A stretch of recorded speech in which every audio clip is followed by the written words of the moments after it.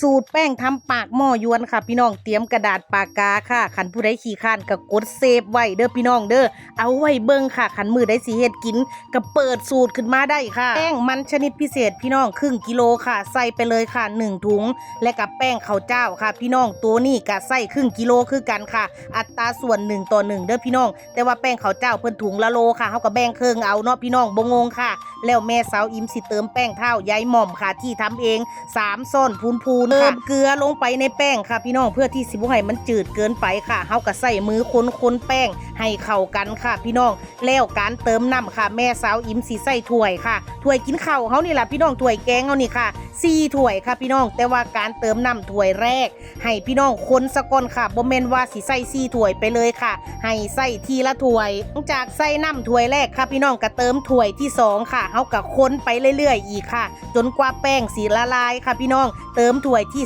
3ค่ะและก็สุดท้ายถ้วยที่4ค่ะพี่น้องถ้วยใส่แกงบ้านเฮาปกตินี่ล่ะพี่น้องแล้วก็คนแป้งให้เข้ากันมาเตรียมหม้อค่ะตั้งไฟตั้งน้ำให้เดือดพี่น้องถาด1จุ่มน้ำร้อนนิดนึงค่ะพี่น้องเพื่อที่สิบ่ให้บ่ได้รอนานนะคะถาดเพิ่นก็สิร้อนเลยเฮาก็เอาแป้งที่เฮาเตรียมไว้ค่ะพี่น้องมาใส่ถาด1เลยค่ะการที่สิให้แป้งหนาแป้งบางก็อยู่ที่เฮาตักค่ะพี่น้องอยากให้แป้งบางเฮาก็ตักหน่อยตักบางค่ะพี่น้องคันอยากให้แป้งหนาเฮาก็ตักแป้งหลายๆค่ะอันนี้เป็นเคล็ดลับที่แม่สาวอิ๋มบอกเด้อพี่น้องเด้อหลังจากเฮาถาแป้งสุกแล้วค่ะเพิ่นสิพองแบบนี้สังเกตเบิ่งแป้งค่ะเวลาเฮาเปิดฝาขึ้นเพิ่นสิพองวุบขึ้นเลยพี่น้องแสดงว่าแป้งสุกได้ที่ค่ะและเฮาก็ใส่ลงไปค่ะพี่น้องบางคนเพิ่นก็สิใส่ในถาด1เลยหรือบางคนเพิ่นก็ตักแป้งขึ้นมาค่ะพี่น้องแล้วก็มาใส่ข้างนอกอันนี้ก็บ่มีสูตรตายตัวพี่น้องแล้วแต่เฮาสิแบบว่าปรับอะแดปเข้ากับเจ้าของค่ะอันใดสะดวกสบายเด้อพี่น้องเด้อสิใส่ในถาดหรือสิเอามาใส่ข้างนอกก็ได้ค่ะ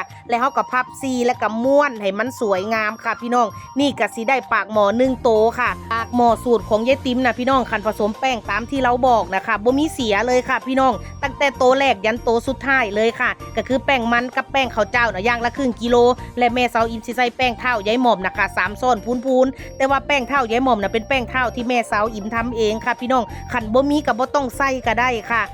กะบ่เสียหายหยังหลายค่ะพี่น้องแต่ว่าการที่เฮาใส่แป้งเท้านะแม่สาวอิมบอกว่าสิเฮ็ดให้แป้งเฮามันหนึบมันนุ่มแล้วก็เพิ่มความหนืดความใสขึ้นค่ะสิเฮ็ดให้น่ากินนั่นล่ะพี่น้องอันนี้ก็แล้วแต่ผู้ใดสิแบบว่าเอาไปเฮ็ดแบบว่าปรับไปค่ะพี่น้องหรือว่าเฮ็ดขายก็ได้เฮ็ดกินก็ได้แต่ว่าสาวอิมน่ะส่วนมากสิเฮ็ดกินในครัวเรือนค่ะพี่น้องจริงๆก็บ่ค่อยอยากสิถ่ายภาพการทำอาหารปานใดค่ะพี่น้องเพราะว่าครัวมันเป็นครัวฟืนค่ะพี่น้องใส่ฟืนอีหลีค่ะพี่น้องมีแต่ควันแล้วก็หม้อกระดำอีหยังกระดำแบบนี้หั่นน่ะพี่น้องคือมันบ่ค่อยสวยงามสาวอิมก็เลยบ่ค่อยอยากถ่ายแต่ว่าบางเทื่อเนาะพี่น้องเนาะคันพี่น้องเบิ่งแบบนี้แล้วบางคนเพิ่นก็สิเอาไปต่อยอดเป็นอาชีพได้อันนี้ก็สาวอิมก็ยินดีเด้อพี่น้องเด้อคันบ่เข้าใจก็คอมเมนต์ถามก็ได้ค่ะแต่ว่าแป้งสาวอิมคิดว่าสาวอิมบอกชัดเจนไว้แล้วพี่น้องคันผสมแป้งผสมน้ำตามที่ยายติ๋มเฮ็ดพี่น้องบ่มีเสียอันนี้สาวอิมรับประกันสาวอิมการันตีค่ะสิมีทั้งแบบออริจินอลบ่ใส่ไข่ค่ะพี่น้องหรือว่าใส่ไข่แบบนี้ก็ได้ค่ะส่วนสูตรใส่ค่ะพี่น้องแม่สาวอิมสิพัดหมูใส่อันผักแป้นค่ะพี่น้องแล้วก็น้ำจิ้มหรือว่าถ้าผู้ใดอยากได้แบบละเอียดเด้อพี่น้องเด้อคอมเมนต์บอกสาวอิมว่าอยากได้สูตรอันเฮ็ดใส่กับเฮ็ดน้ำจิ้มค่ะเดี๋ยวสาวอิมออกจากโรงพยาบาลแล้วสาวอิมสิมาเฮ็ดคลิปบอกเด้อจ้า